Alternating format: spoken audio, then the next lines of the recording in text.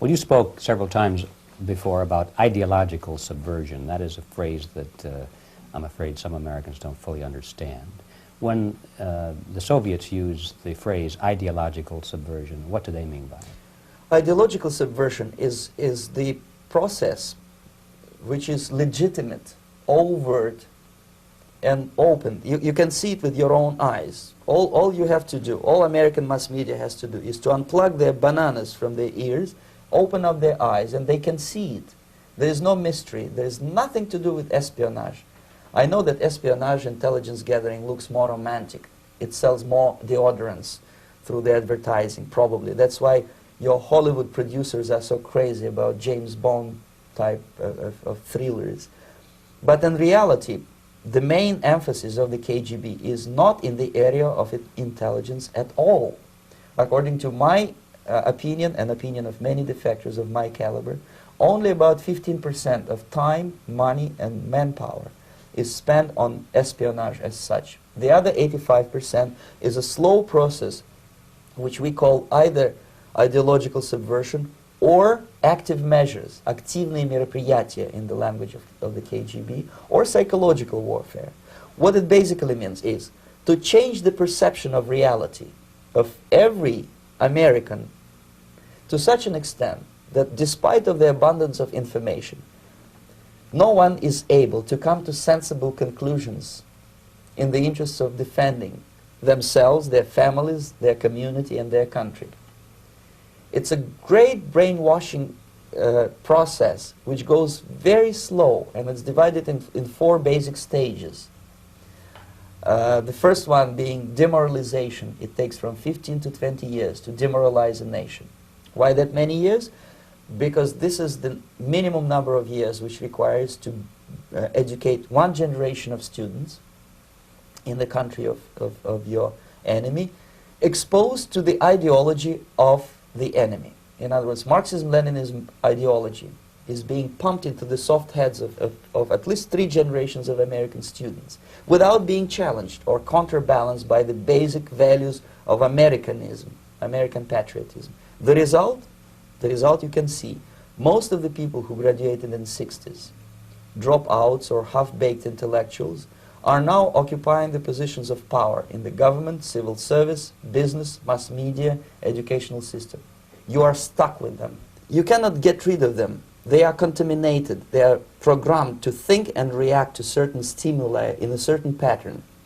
You cannot change their mind, even if you expose them to authentic information, even if you prove that white is white and black is black, you still cannot change the basic perception and the logic of behavior. In other words, these people, the process of demoralization is complete and irreversible. To get rid of society of these people, you need another 20 or 15 years to educate a new generation of patriotically minded and common sense people who would be acting in favor and in the interests of United States society. And yet these people who've been programmed and, as you say, in place and Yes. who are favorable to an opening with the Soviet concept, these are the very people who would be marked for extermination in this country? Most of them, yes.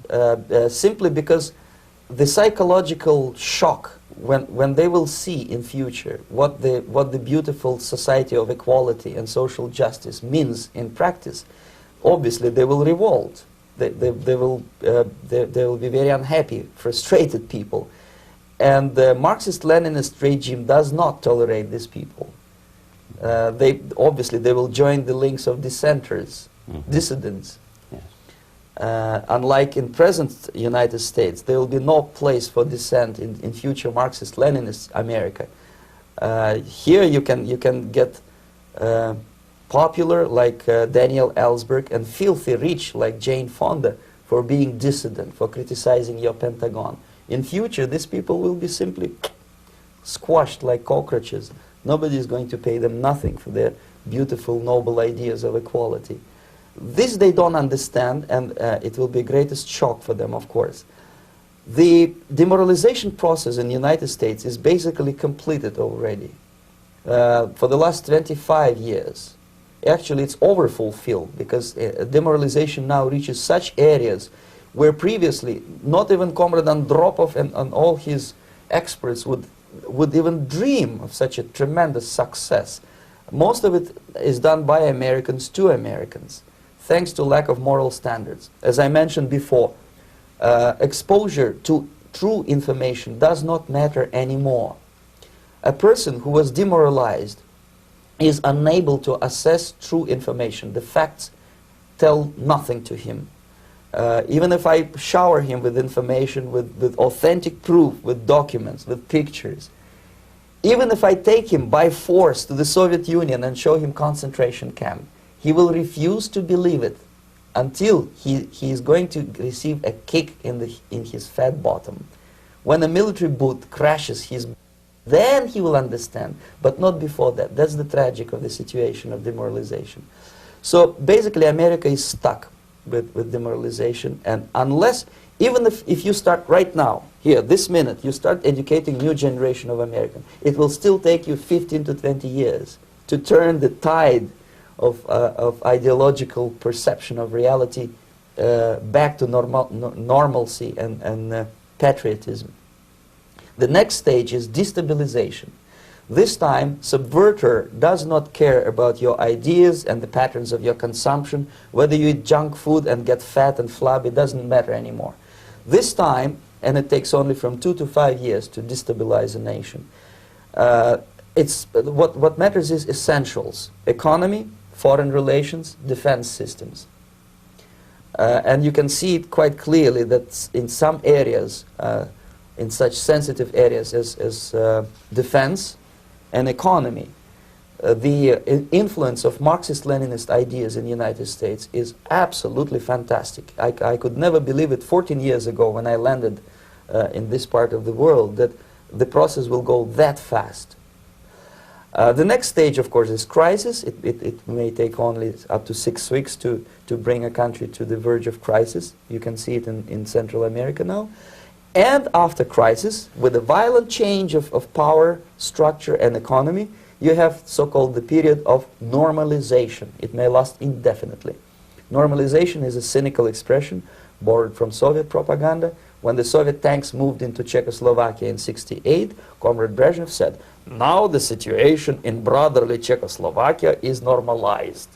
This is what will happen in the United States if you allow all these schmucks to bring the country to crisis, to promise people all kind of goodies and the paradise on earth, to destabilize your economy, to eliminate the principle of free market competition, and to put a big brother government in Washington, D.C., with benevolent dictators like Walter Mondale, who will promise lots of things, never mind whether the promises are fulfillable or not. He will go to Moscow to kiss the bottoms of new generation of Soviet assassins. Never mind. He will create false illusions that the situation is under control. Situation is not under control. Situation is disgustingly out of control. Most of the American politicians, media, and educational system trains another generation of people who think they are living at a peacetime. False. The United States is in the state of war, undeclared total war against the basic principles and the foundations of this system. And the initiator of this war is not Comrade Andropov, of course. It's the system. However ridiculous it may sound, the world communist system, or the world communist conspiracy, whether I scare some people or not, I don't give a hoot. If you are not scared by now, nothing can scare you. But you don't have to be paranoid about it. What actually happens now, that unlike myself, you have literally several years to live on unless the United States wake up.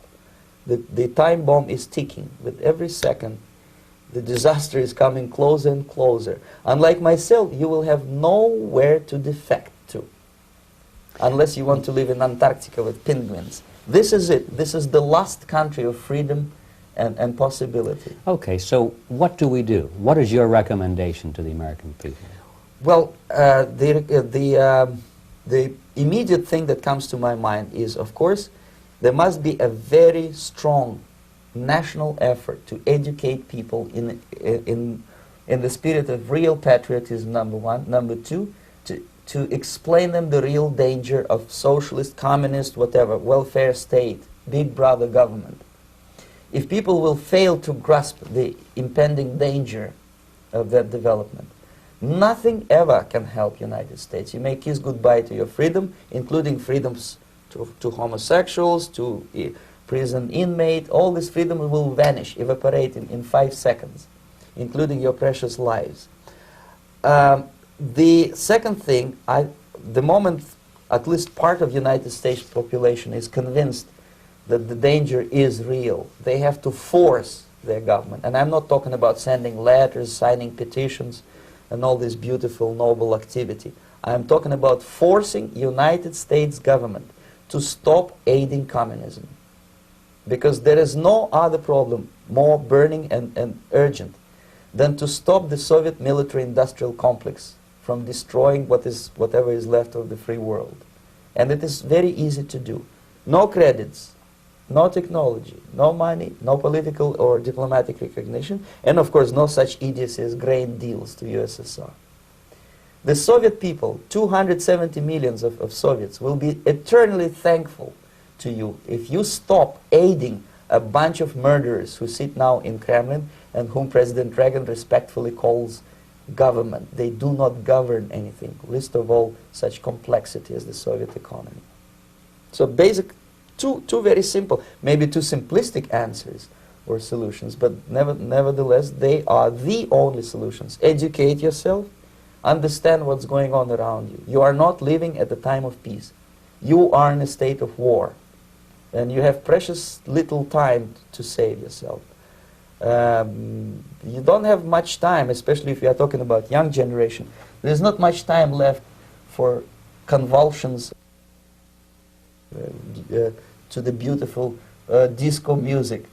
Very soon it will go, just overnight. If we are talking about capitalists or wealthy businessmen, I think they are selling the rope on which they will hang very soon. If they don't stop, if they cannot curb their unsettled desire for profit, and if they keep on trading with the monster of the Soviet communism, they are going to hang very soon. And they will pray to be killed, but unfortunately they will be sent to Alaska probably to manage industry of slaves. It's simplistic. I know it sounds unpleasant. I know Americans don't like to listen to things which are unpleasant. But I have defected not to tell you the stories about such idiocy as microfilm, James Bond type espionage. This is garbage. You don't need any espionage anymore. I have come to talk about survival. It's a question of survival of this system. You may ask me, what is it in for me? Survival, obviously, because unlike, as I said, I am now in your boat. If we sing together, we'll sing beautifully together. There is no other place on this planet to defect to.